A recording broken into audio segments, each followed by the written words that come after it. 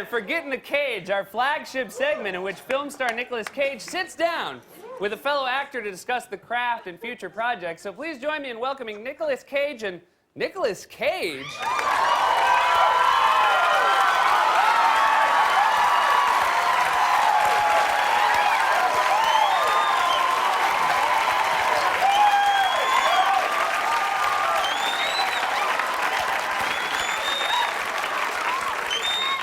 Good evening, Nick. You're looking very well tonight. Oh, that's very kind of you, Nick. You look great, too. Guys, I'm gonna jump in here. How is this possible? I'm looking at two identical Nick Cages. Well, Seth, I can explain if you just calm down! Okay, as everyone knows, my dream as an actor is to appear in every film ever released. However, until now, I've only been able to muster a measly 90%, bringing shame upon my dojo. Sure, of course. But fortunately, today, science has prevailed, and I'm proud to announce that my cloning experiment has finally come to fruition. I'm sorry, cloning experiment? Well, that's exactly right, Seth. I am his clone. Oh, well, that does make sense, because you two are identical in every way. Not in every way, Seth. Well, while physically we are exactly the same, there are some slight differences personality-wise. Yes, for example, this Nick is calm and stealthy like a ninja warrior. Whereas this Nick is an exaggerated, screaming psychopath who really just doesn't exist.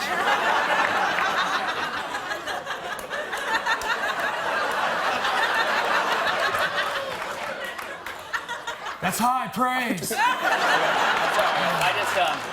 I need to get this straight. So only one of you is currently starring in Ghost Rider: Spirit of Vengeance, which opens this coming Friday. That's right, Seth. And it's not to be missed, for it has the two key qualities of a classic Nick Cage action film. Number one, All the dialogue is either whispered or screamed.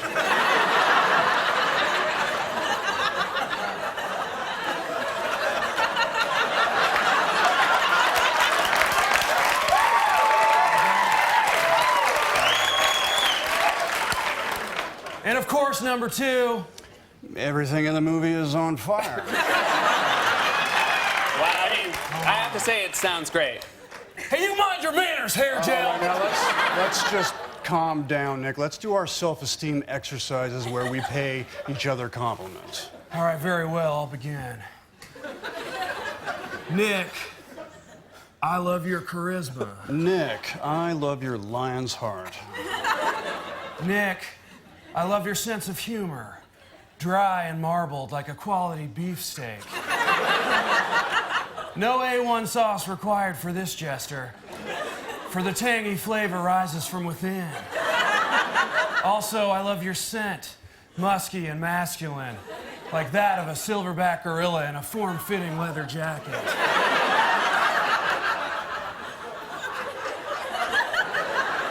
That's high praise.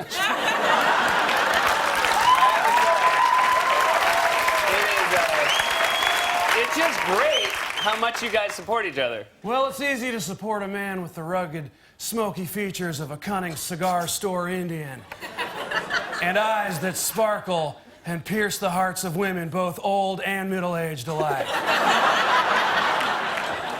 And that is the true meaning of Black History Month. I just don't know what you mean by that, Nick. Now, nevertheless, the time has come for us to ride on to our next adventure. What is that? We're gonna have a three-way with the Declaration of Independence. Nick Cage and Nick Cage, everyone! Now it's time for Get in the Cage, where actor Nicolas Cage sits down with fellow thespians to discuss their recent work. Please welcome Nicolas Cage and Liam Neeson.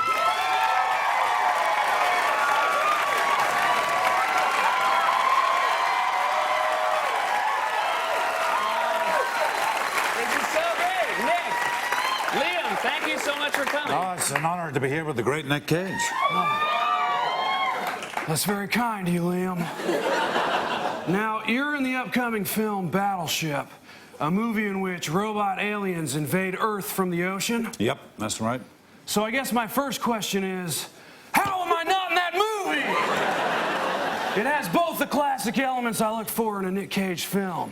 One, it's based on a children's board game. And two, you don't need to speak English to enjoy it. Well, Nick, I'm sorry you weren't in the movie, bud. Oh, spare me your pity, nieces pieces. I don't need Battleship. I'm developing my own movie. It's called Hungry, Hungry Hippos. I play a rogue marble that escapes from hell to exact revenge on the hippos that killed his daughter. Wow, that sounds really good. Don't condescend me, Talbano.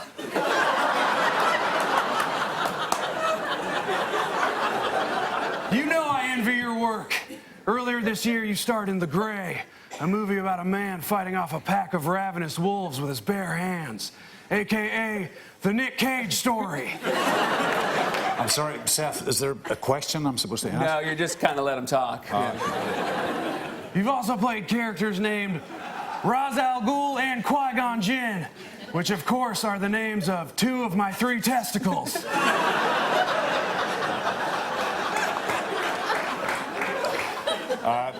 I can't believe I'm going to ask this, but what's the third one called? We call him the Fixer. They say he makes problems go away. Sure, that makes sense. Yeah. Look, you're a sweet kid, Leslie Nielsen. But you lack the key qualities of a true movie star. Namely, the skin of a sun-dried gremlin with the oaky tan and chaotic hairline of a Puerto Rican Beetlejuice. And that is why we leave one chair empty at Passover. Nah, I'm sure that's not right. You just made my list, Schindler! What list is that? My Christmas card list. I send them out in April when you least expect it. Hey. Careful, Nick. I have a very particular set of skills. Skills I have acquired over a very long career. Skills that make me a nightmare for people like you. Yes. Your famous monologue from the Taken trailer. I have to confess, the first time I saw it, I was so filled with terror that Ra's al Ghul and Qui-Gon Jinn receded into my stomach. I had to send in the Fixer to bring them back home. That is possibly the most disgusting thing I've ever heard. That's high praise. Well, as my face-off co-star John Travolta would say, which Jewish masseuse do you have to pork to get a gig in this town? They say you shouldn't judge a man till you've walked a mile in his face. Nobody said that. No one said that. Well, I have walked in John Travolta's face. Face Off, coming to theaters June 27th, 1997. That was 15 years ago. I don't have time to argue with you. And so now, Liam and I will ride on to our next adventure. Oh, yeah, what's that? We're gonna kidnap God. And we're not going to let him go until we get our damn money back. Liam Neeson and Nick Cage, everybody! And now it's time for Get in the Cage, our Peabody Award-winning segment in which actor Nicolas Cage sits down with fellow thespians to discuss the craft and their recent work. Please welcome Nicolas Cage and Paul Rudd.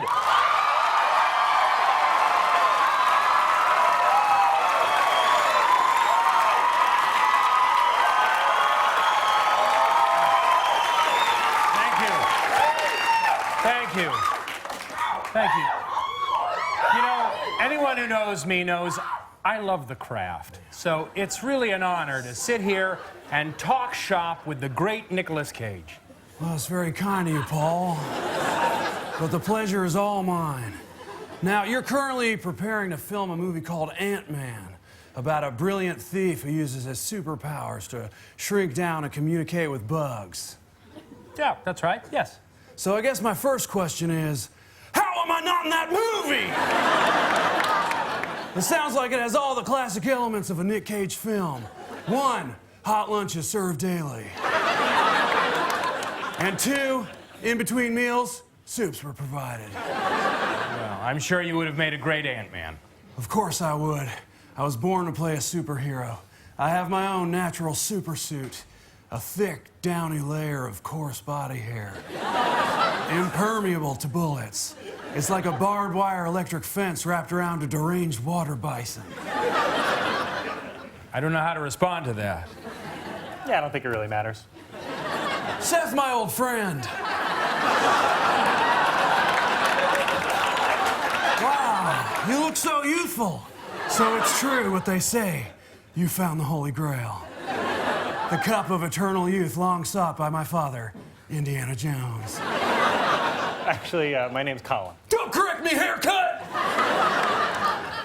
So, what have you been up to, Nick? Well, it's been a big year for me. I hit 50 on January 7th. Oh, is that right? Wow, I can't believe you're 50 years old. No, I mean I did 50 movies between New Year's and January 7th. I think that might be impossible. Don't condescend me, Rodney Dangerfield. I'll suck out your eyeballs with a crazy straw. A little trick I picked up in Tunisia while shooting an independent film that'll soon be on NOD. NOD? Never on demand.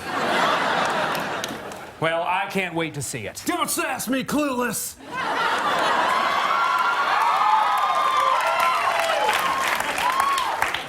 I get your appeal. You're an everyman. But so am I. If every man roamed his mansion in a silk kimono, cursing the gods in some lost language until the Santa Monica police show up and tell him the neighbors would like him to, quote, move forever. Well, I live next door to you. And it's a nightmare. I saw you naked in your backyard and I had to take a 3-day shower. That's high praise. You're a sweet kid, Rudyard Kipling. But you lack the key qualities of a true movie star. Namely, a flowing mane of hair that resembles a ferret carcass stapled to the skull of a classroom skeleton. And that is why we light the menorah on Labor Day. That's a Hanukkah thing. I don't have time to argue with you! And so I must ride on to my next adventure. And what is that? I'm gonna teabag the Magna Carta. Nick Cage and Paul